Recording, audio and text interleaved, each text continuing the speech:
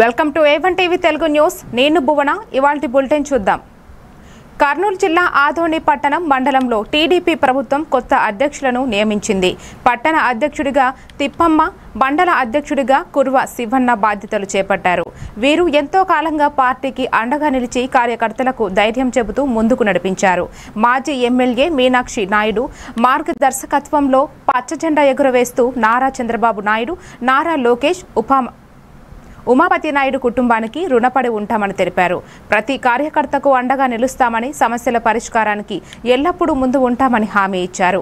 ఈ కార్యక్రమంలో టీడీపీ నాయకులు, కార్యకర్తలు, అభిమానులు తదితరులు పాల్గొన్నారు.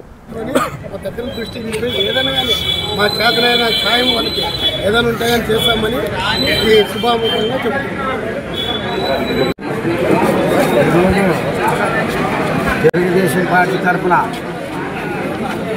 మండల అధ్యక్షుడిగా అయితేనేమి నేను కురువ శివప్ప దొడ్డరికేరి, గోయగిరి ఎక్స్ కమిషనరు, అంటే వాళ్ళ ఫ్యామిలీ కూడా అప్పటికెళ్ళి వాళ్ళ నాన్న వాళ్ళ తాత అవుతానని తెలుగుదేశం పార్టీలోనే జీవిస్తూ వాళ్ళు కూడా పార్టీ కోసం, తెలుగుదేశం పార్టీ కోసం ఎంతో కష్టపడి అప్పటి నుండి కూడా వాళ్ళు తెలుగుదేశం పార్టీ ఒప్పుకోకుండా ఉన్నందుకు వాళ్ళకు కూడా గుర్తించి పార్టీ మన తిమ్మప్ప గారికి టౌను అధ్యక్షుడిగా నియమించడం జరిగినది. కానీ ఈ బాధ్యత మా పైన ఉంచినందుకు మాకు ఒక్కొక్క సంతోషంగా ఉంది, ఒక్కొక్క బాధగా కూడా ఉంది.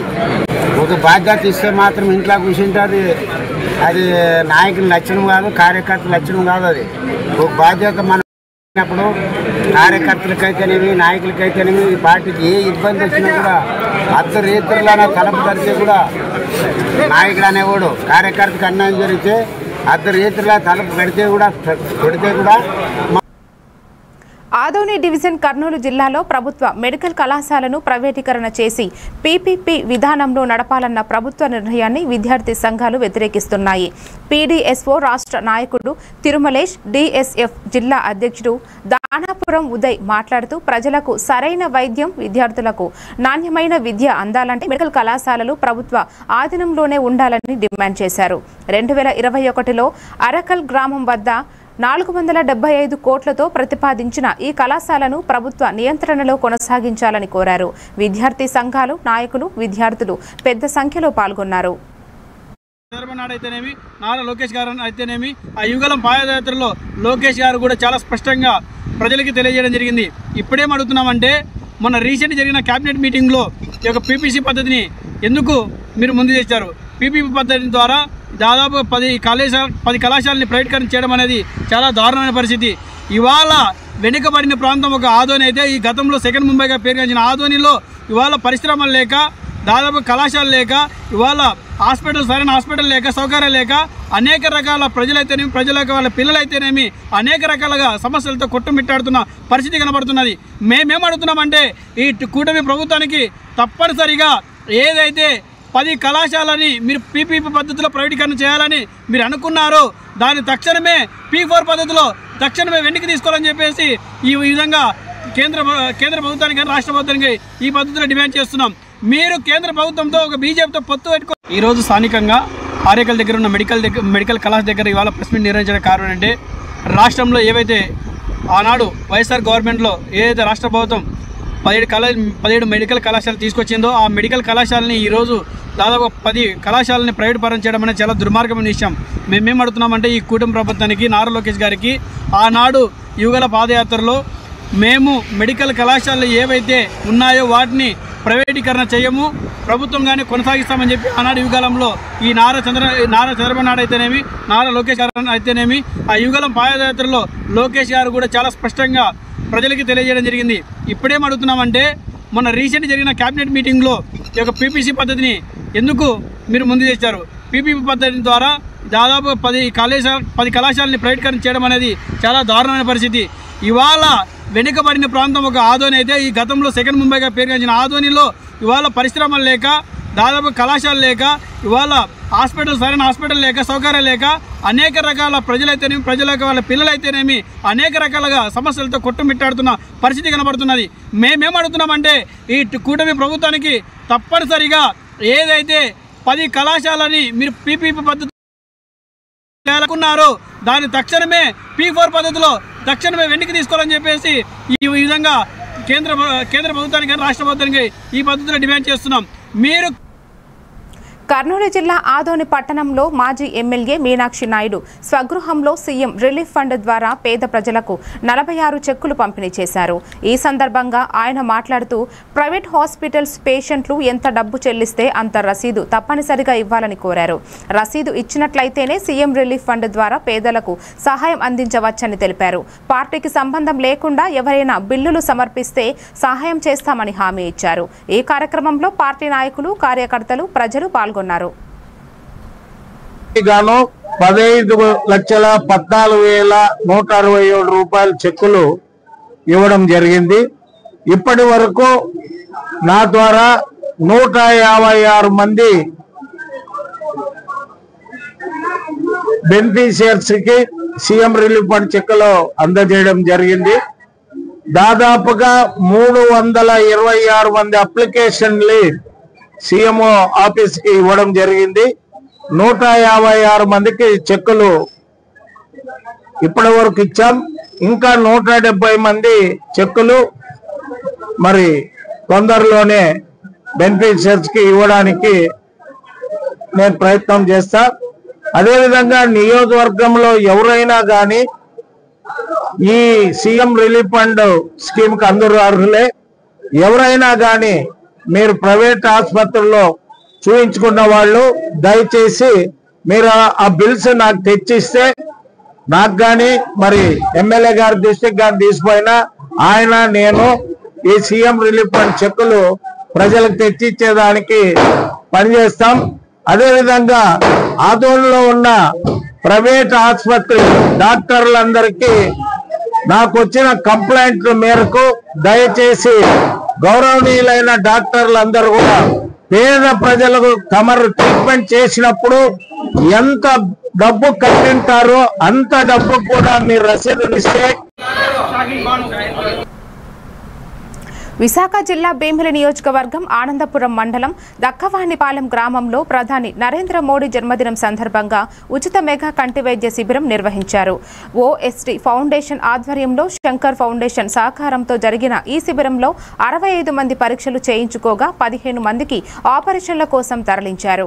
అవసరమైన వారికి కళ్లద్దాలు అందజేశారు. గ్రామ ప్రజలు పెద్ద సంఖ్యలో పాల్గొని లబ్ధి పొందగా నిర్వాహకులకు కృతజ్ఞతలు తెలిపారు. బీజేపీ నాయకులు శిబిరాన్ని సద్వినియోగం చేసుకున్న ప్రజలను అభినందించారు.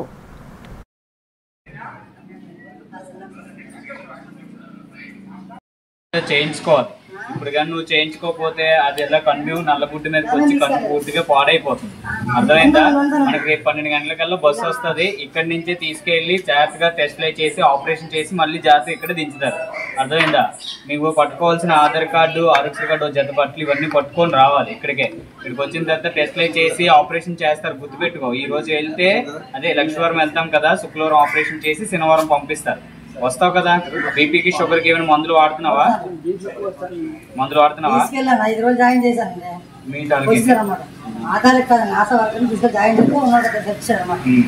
మరి రావాలి. ఉండకపోతే అవ్వదు, నయం అవ్వదు. నువ్వు చేయించుకోకపోతే అవ్వదు. చేయించుకుంటానంటేనే టెస్టులు చేస్తారు. చేయించుకో, ఆపరేషన్. సరేనా?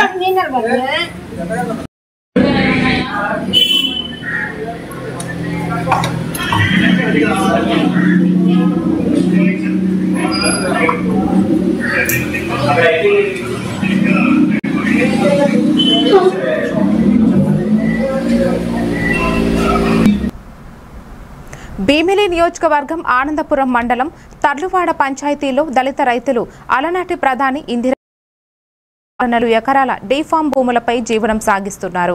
గత వైసీపీ ప్రభుత్వం ఈ భూములకు పట్టాలు ఇస్తామని హామీ ఇచ్చింది. కానీ 2024 ఎన్నికల తర్వాత కూటమి ప్రభుత్వం అధికారంలోకి వచ్చాక పంచాయతీ కార్యాచరణ వర్గం రైతులను సంప్రదించకుండా గూగుల్ కంపెనీ నిర్మాణం కోసం భూములు ఇవ్వాలని తీర్మానం చేసింది.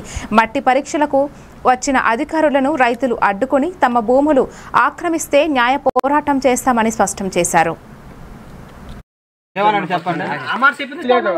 అయితే తీసుకుందాం అన్నప్పుడు ఈ ఎస్సీ వాళ్ళందరూ చంపించి ఒడిపోండి ఊరు ఎస్సీ వాళ్ళు లేకుండా చంపుకెళ్ళిపోండి. అప్పుడు అవును మీకు అంటుండదు మీరు ఏం చేసుకుంటారో చేసుకోండి.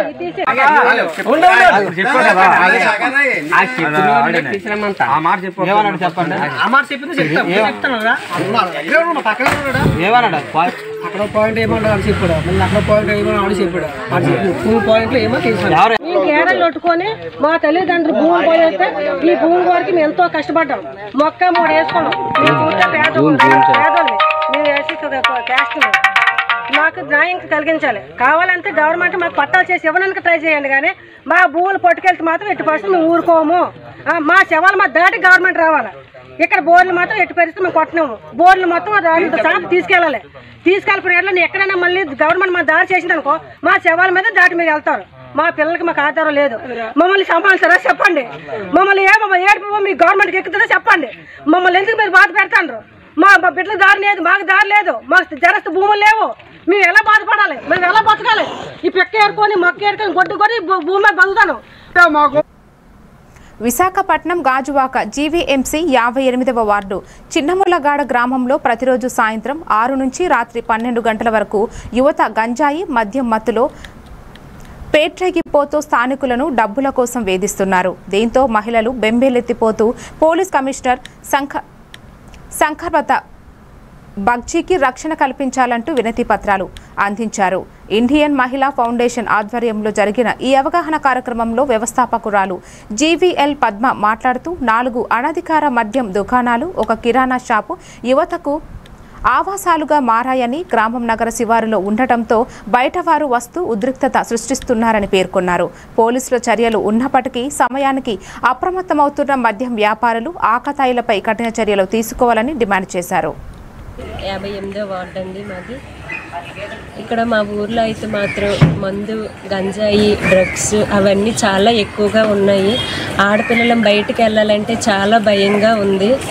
ఒంటరిగా వెళ్తే ఆ గంజాయి తాగేసి ఎవరిని ఏడ్ చేస్తున్నారో మత్తులో తెలియట్లేదు. ఈ మధ్యనే 3 కేసులు కూడా వచ్చాయి. 2ని కొట్టేశారు చాలా దారుణంగా. అయితే ఈ సమస్యకి మాకు పరిష్కారం కావాలి. దయచేసి సిటీ పోలీస్ కమిషనర్ గారికి మాది ఒకే విన్నపం. ఎన్నో సమస్యలు మీరైతే పరిష్కరించారు. మా ఊరి సమస్యను కూడా మీరు పరిష్కరించాలని చేతులెత్తి మీకు దండం. నా పేరు అన్న ములగాడ, మా ఊరి పేరు. మాది 58వ వార్డు. మా ఊరిలో ఎక్కువ బెల్ షాపులు, గంజాయి కేసులు ఎక్కువ ఉన్నాయి. అలాగే మొన్న రీసెంట్గా ఒక అతను బాగా మందు తాగేసి 2 ఆడపిల్లలు ఉన్నారు. అతను చావుకు కూడా గురయ్యాడు. సిటీ పోలీస్ కమిషనర్ గారు మా విన్నపాన్ని మన్నించి మా ఊరి సమస్యలను సాల్వ్ చేయాలని కోరుచున్నాము. రాయదుర్గం ఊరవాకిలి వద్ద ఈ రోజు ఉదయం ప్రమాదం జరిగింది. బెంగళూరు వైపు నుంచి వస్తున్న ఎస్ఆర్జే ట్రావెల్స్ బస్సు రోడ్డు పక్కన నడుస్తున్న వారిని ఢీకొనడంతో 2 వ్యక్తులు బస్సు చక్రాల కింద పడి తీవ్రంగా గాయపడ్డారు. గాయపడిన వారు అంబేద్కర్ నగరానికి చెందిన వై నాగరాజు, గుడి ఏరియాకు చెందిన మారెమ్మ ఓపులేసుగా గుర్తించారు. వీరు టీ తాగేందుకు వెళ్తుండగా ప్రమాదం జరిగింది. వెంటనే స్థానికులు సహాయంతో ప్రభుత్వ ఆసుపత్రికి తరలించగా పరిస్థితి ఆందోళనకరంగా ఉందని సమాచారం అందించారు.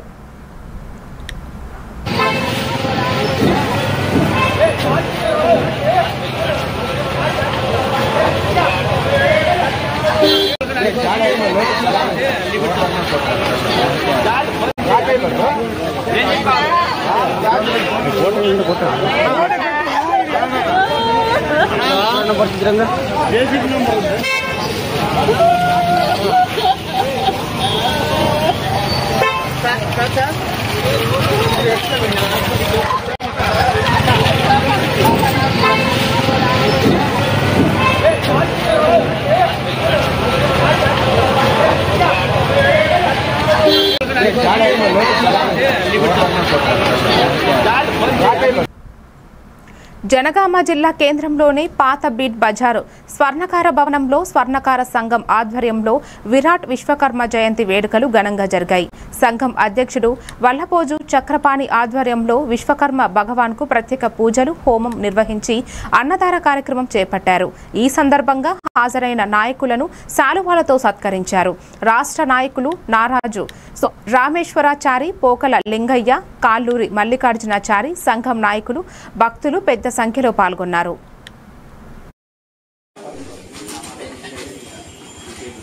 విశ్వకర్మ భగవాన్ జయంతి వేడుక సందర్భంగా స్వర్ణకార సంఘ భవనంలో జయంతి వేడుకలు ఘనంగా అంగరంగ వైభవంగా జరుపుకున్నాము. ఈ యొక్క కార్యక్రమానికి ఇచ్చేసినటువంటి మా స్వర్ణకార సోదరులు, ఇక్కడ ఉన్నటువంటి వ్యాపారవేత్తలు, రాష్ట్ర నాయకులు, సీనియర్ నాయకులు, యువకులు అందరూ కూడా ఈ యొక్క కార్యక్రమానికి విచ్చేసి దిగ్విజయం చేసినటువంటి సభ్యులందరికీ పేరు పేరున ధన్యవాదాలు తెలుపుకుంటూ, ఈ యొక్క విశ్వకర్మ జయంతి కొన్ని రోజులు మన వారికే తెలిసేది. నరేంద్ర మోడీ గారు రావడం వల్ల భారతదేశం మొత్తం కూడా విశ్వకర్మ యొక్క విలువలు, విశ్వకర్మటువంటి ప్రతిభ అన్ని కూడా తెలియజేసినటువంటి రోజు ఈరోజు విశ్వకర్మ జయంతి జరుపుకుంటున్నాము. ఇది మా స్వర్ణకార భవనంలో జరుపుకోవడం మా అందరికీ కూడా గర్వకారణము. ఈ యొక్క కార్యక్రమానికి ఇచ్చేసినటువంటి స్వర్ణకార సోదరులందరికీ కూడా పేరు పేరున ధన్యవాదాలు తెలుపుకుంటూ, జనగామ జిల్లా వ్యాప్తంగా రాష్ట్ర వ్యాప్తంగా కూడా ఈరోజు మా విశ్వకర్మలు అంగరంగ వైభవంగా విశ్వకర్మ జయంతి వేడుక జరుపుకున్నారు. అందులో భాగంగా ఈరోజు జనగామలో కూడా మేము పట్ల స్వర్ణకార సంఘం ఆధ్వర్యంలో, విశ్వకర్మ సంఘం ఆధ్వర్యంలో బ్రహ్మాండంగా చేసుకున్నాం. అదేవిధంగా ఇవాళ ప్రాంతంలో ప్రైవేట్ చేసిన గవర్నమెంట్ వారు ప్రత్యేకంగా అధికారికంగా నిర్వహించడం వల్ల చాలా సంతోషకరం. ఎందుకంటే ఎన్నెన్నో జయంతులు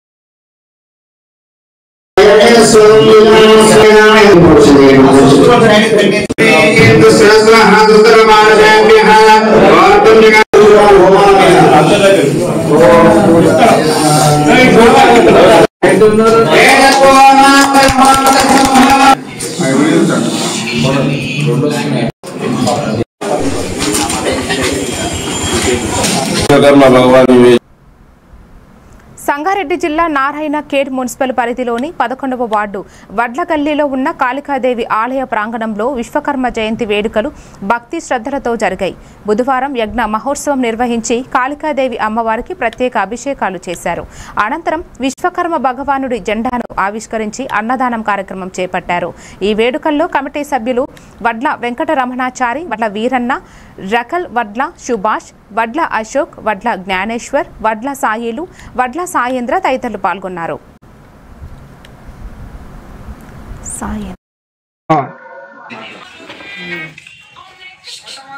పట్టణంలో ప్రతి సంవత్సరము సెప్టెంబర్ 17న విశ్వకర్మ జయంతిని యజ్ఞ మహోత్సవం జరుగుతుంది. కాబట్టి ఈ సంవత్సరం కూడా యజ్ఞ మహోత్సవాన్ని సద్వినియోగం చేసుకొని భగవానికి జై.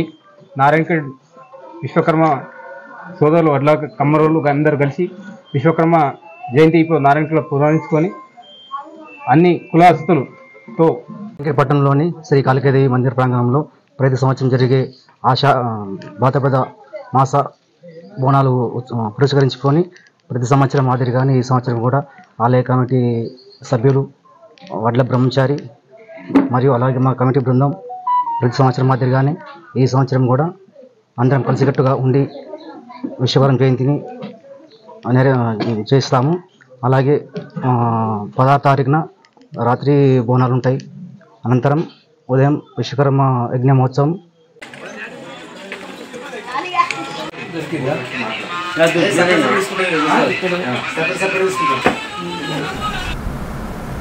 జనగాం జిల్లా కేంద్రంలో వీర తెలంగాణ రైతాంగ సాయుధ పోరాట ఉత్సవాల ముగింపు సందర్భంగా సిపిఎం భారీ బహిరంగ సభ జరిగింది. ముఖ్య అతిథిగా హాజరైన సిపిఎం జాతీయ ప్రధాన కార్యదర్శి కామ్రేడ్ ఎంఏ బేబీ మాట్లాడుతూ తెలంగాణ సాయుధ పోరాటం దున్నేవాడికే భూమి అన్న సందేశం ఇచ్చిందని, మహిళలు కూడా పురుషులతో సమానంగా పోరాడారని గుర్తు చేశారు. బీజేపీ ఆర్ఎస్ఎస్ పోరాట చరిత్రను వక్రీకరిస్తున్నామని, గాంధీని హత్య చేసిన గాడ్సేకు సఫర్కర్ ఆశీస్సులు ఇచ్చాడని విమర్శించారు. మోదీ, అంబానీ, అదానీలను కాపాడుతున్నారని, కార్పొరేట్ శక్తులకు వనరులు కట్టబెట్టే చట్టాలు తెస్తున్నారని తీవ్రంగా విమర్శించారు. ట్రంప్ టారిఫ్లపై మోదీ మౌనం ఎందుకని ప్రశ్నించారు.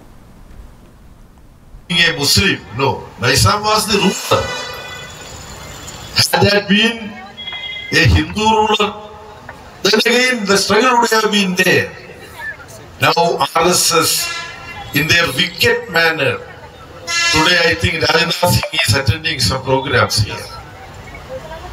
They don't have any right to speak about Telangana uprising, RSS and Sangha Parivar. They were absent. They did not participate in freedom struggle.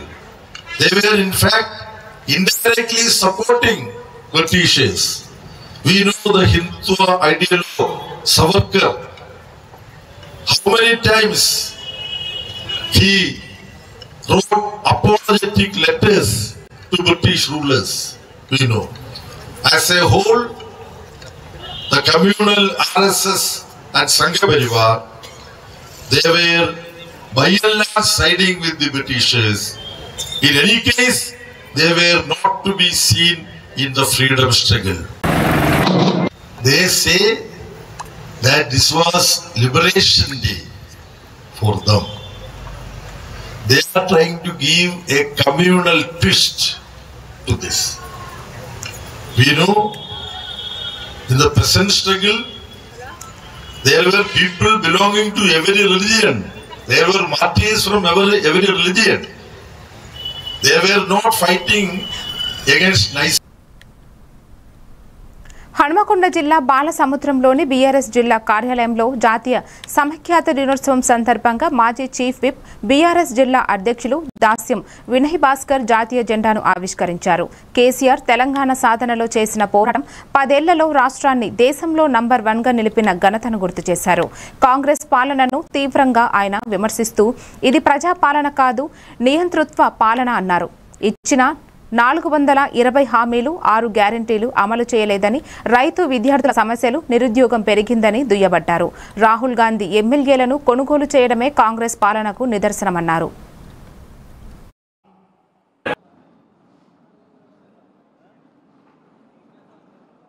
ఈరోజు ఏ ఒక్క వర్గానికి కూడా న్యాయం చేయకుండా, ఏ ఒక్క వర్గం అవసరాలను కూడా తీర్చకుండా ఈ కాంగ్రెస్ పాలన చూస్తున్నాం.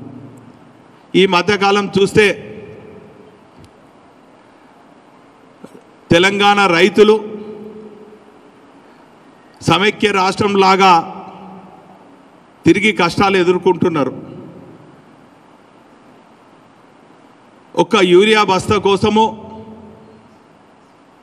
నిద్రాహారాలు మాని క్యూలలో నిలబడి పిల్ల పాపను చంటి పిల్లలను సైతం కూడా చేతులు పెట్టుకొని ఒక యూరియా కోసం తనలాడుతుంటే ఇది ప్రజాపాలన అని చెప్పి తెలంగాణ రైతాంగం ఈ పాలకులను ప్రశ్నిస్తున్నారు.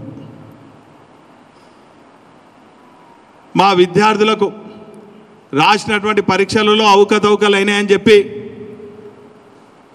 కోర్టును ఆశ్రయించి న్యాయం కోసము కోర్టును ఆశ్రయిస్తే ఆ కోర్టు కూడా విద్యార్థులు న్యాయమైనటువంటి డిమాండ్ అని చెప్పి వారికి సానుకూలంగా మరి తీర్పిచ్చి ఆ విద్యార్థుల లోకమంతా కూడా రౌండ్ టేబుల్ సమావేశాలు నిర్వహిస్తా అన్నా కూడా ఎక్కడికక్కడ నిర్వహించకుండా ఒక హిట్లర్ పాలనలాగా,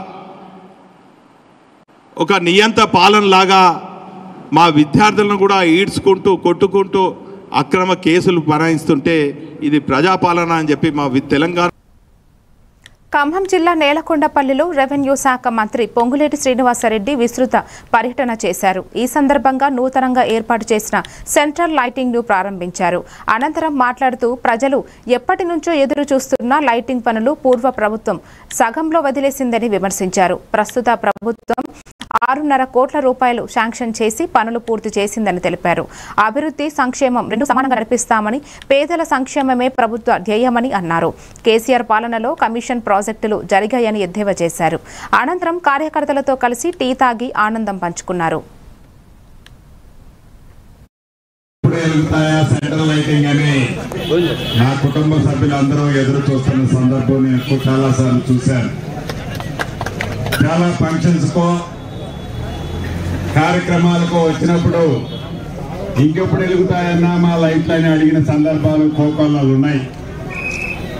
ఆనాటి ప్రభుత్వం పేరుకు మొదలుపెట్టి సగంలో పావులో వదిలేసిపోతే ఆ వదిలేసిన పనిని గౌరవ ముఖ్యమంత్రి రేవంత్ రెడ్డి గారిని ఒప్పించి మెప్పించి ఒక్క నేలకొండపల్లి టౌన్లోనే కాకుండా కూసుమంచిలో కూడా కలిపి సుమారు 6 కోట్ల రూపాయలు శాంక్షన్ 6.5 కోట్ల రూపాయలు శాంక్షన్ చేపించి ఇప్పుడే వీధి దీపాలను ఓపెన్ చేసుకున్నారు. నాకు చాలా ఆనందంగా ఉంది. చాలా శుభ సందర్భం, చాలా ఆనందం. రాష్ట్ర ఆర్థిక పరిస్థితి బాగలేకపోయినా అభివృద్ధి సంక్షేమం 2 కళ్ళలా జోడెడ్లలా ఈ ప్రభుత్వంలో మీ దీవెళ్లతో ఉన్న మన పేదోడి ప్రభుత్వం అనేక సంక్షేమ కార్యక్రమాలు చేస్తూ ఉదాహరణకు అభివృద్ధిలో కూడా ఎక్కడ తగ్గకుండా అభివృద్ధి కార్యక్రమాలు కూడా మనం చేస్తుంది స్పష్టంగా మీకు ఈనాడు కనిపిస్తుంది. ఆనాడు ఎన్నికల ముందు చెప్పాం, వచ్చేది ఇందిరమ్మ ప్రభుత్వం. ఇందిరమ్మ ప్రభుత్వం వస్తే ఈ సంక్షేమ కార్యక్రమాలు పేదోడికి అందిస్తాము, పేదోడు సంక్షేమమే మా ముఖ్య ఉద్దేశమని ఆనాడు చెప్పిన దాంట్లో భాగంగా 200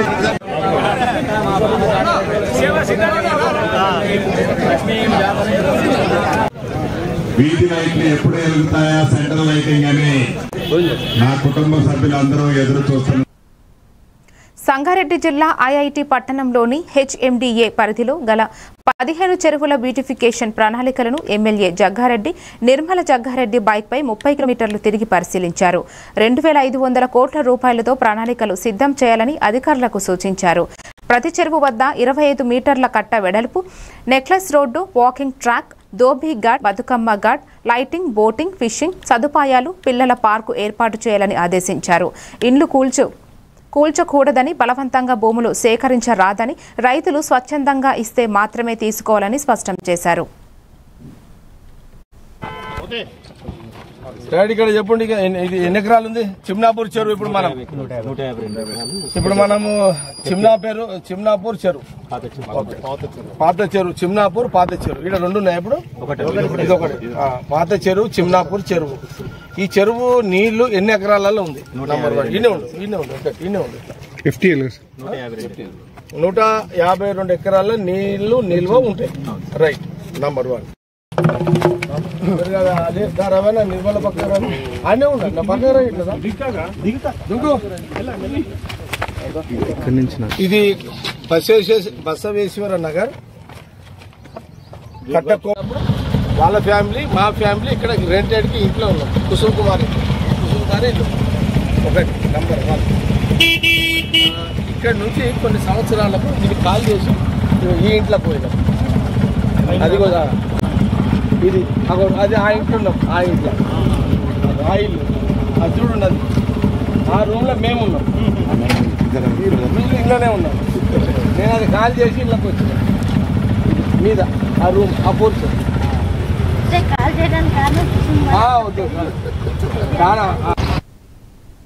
విజయవాడ అంతర్జాతీయ విమానాశ్రయంలో సెప్టెంబర్ 17న యాత్రి సేవా దివస్ను ఘనంగా నిర్వహించారు. వచ్చిన ప్రయాణికులకు తిలకంతో స్వాగతించారు. ఉప ముఖ్యమంత్రి కె పవన్ కళ్యాణ్, త్రిపుర గవర్నర్ ఎన్ ఇంద్రసేనారెడ్డి, కేంద్ర మంత్రి డాక్టర్ మెప్మా సాని చంద్రశేఖర్, రాష్ట్ర బీజేపీ అధ్యక్షుడు మాధవ్ చెట్లు నాటారు. మాజీ ఉపరాష్ట్రపతి ఎం వెంకయ్య నాయుడు రక్తదాన శిబిరాన్ని ప్రారంభించారు. టాక్సీ డ్రైవర్లకు కంటి పరీక్ష, ప్రయాణికులకు ఆరోగ్య పరీక్షలు జరిగాయి. 100 మంది విద్యార్థులు ఎయిర్పోర్టు పరిచయ యాత్ర చేశారు. జ్ఞానపద నృత్యాలు, చిత్రలేఖన పోటీలు, అభిప్రాయ సేకరణ కూడా నిర్వహించారు.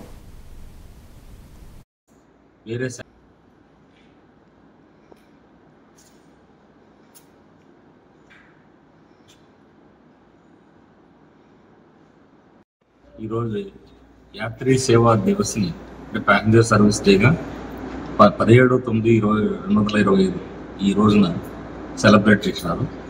ఈ సెలబ్రేషన్ అకేషన్లో వేరియస్ యాక్టివిటీస్ని విజయవాడ ఎయిర్పోర్ట్లో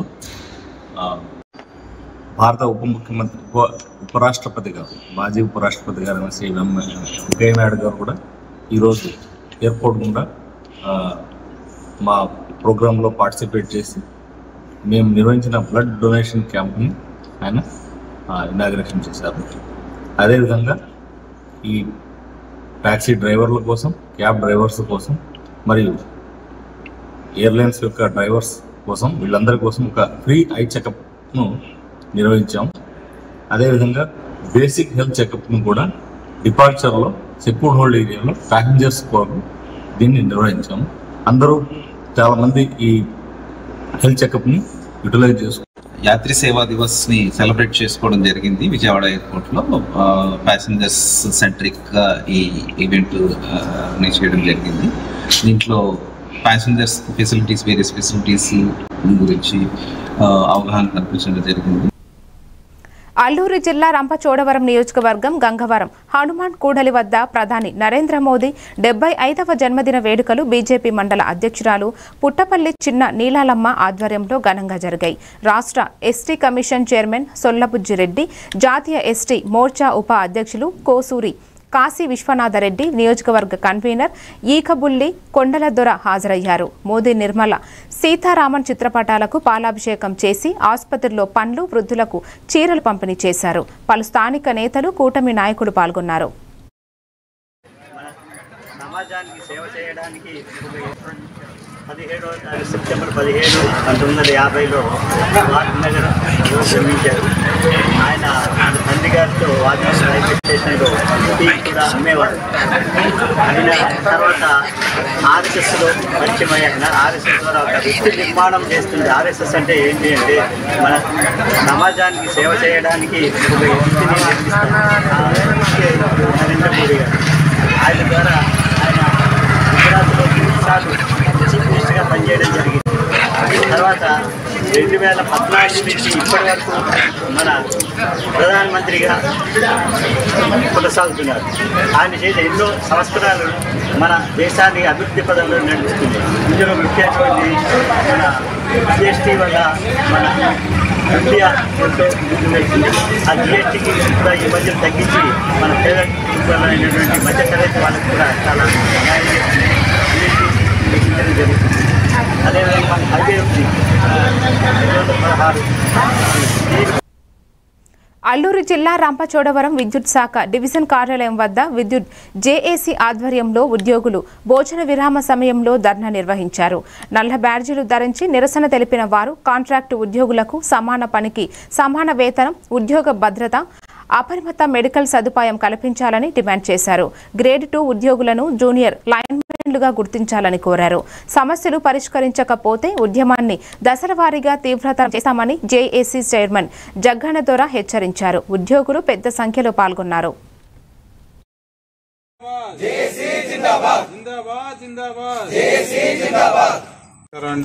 నా పేరు B Jagganadora, JAC chairman Rampachodavaram division. మా యొక్క ఈరోజు మేమందరం కూడా ఈ భోజన విరామ సమయం ధర్నా చేయడానికి ముఖ్య కారణం మా యొక్క రాష్ట్ర జేఏసీ నాయకుల పిలుపు మేరకు మా డిపార్ట్మెంట్లో ఈ ఎలక్ట్రిసిటీ డిపార్ట్మెంట్లో మాకున్న అపరిష్కృతమైన ఈ సమస్యల మీద పోరాటం సాగించే ఉద్దేశంలో మరి మాకు రావాల్సిన వేజెస్ కానీ, కాంట్రాక్ట్ కార్మికులకు డైరెక్ట్ పేమెంట్స్ కానీ, పనికి తగిన భారం, పనికి సమాన వేతనం కానివ్వండి, ఇలా జేఎల్ఎం గ్రేడ్ 2లను ఈ రెగ్యులర్ జేఎల్ఎంలుగా కన్సిడర్ చేయడంలో కానీ పలు రకాల సమస్యలపై మా జేఏసీ ఈ యొక్క దశలవారీ ఆందోళన కార్యక్రమానికి పిలుపునిచ్చింది. ఈ కార్యక్రమం మరి గత దశాబ్దాలు గడిచినా సరే ఈ యొక్క సమస్యలు ఇంకా మాకు కొలిక్కి రాకపోవడంతో మా యొక్క జేఏసీగా ఫామ్ అయ్యి దాదాపు 23 సంఘాలు జేఏసీగా ఫామ్ అయ్యి ఈ యొక్క మేము ఈ దశలవారీ ఆందోళన కార్యక్రమం చేపట్టడం జరిగింది. ఇందులో భాగంగా మాకు రంపచోడవరం డివిజన్లో మేము భోజన విరామ సమయం ధర్నా చేయడం జరుగుతుంది. ఈరోజు రేపు కూడా జరుగుతుందండి. అలాగే 19, 20వ తారీఖున మేము రిలే నిరాహార దీక్షలు, తర్వాత 22వ తారీఖున ర్యాలీగా వెళ్ళి ఎవరైతే డిస్ట్రిక్ట్ కలెక్టర్స్ ఉన్నారో వాళ్ళందరికీ కూడా వినతి పత్రం అందించే మరిన్ని అప్డేట్స్ తో మళ్ళీ కలుద్దాం. Stay tuned to A1 TV Telugu news.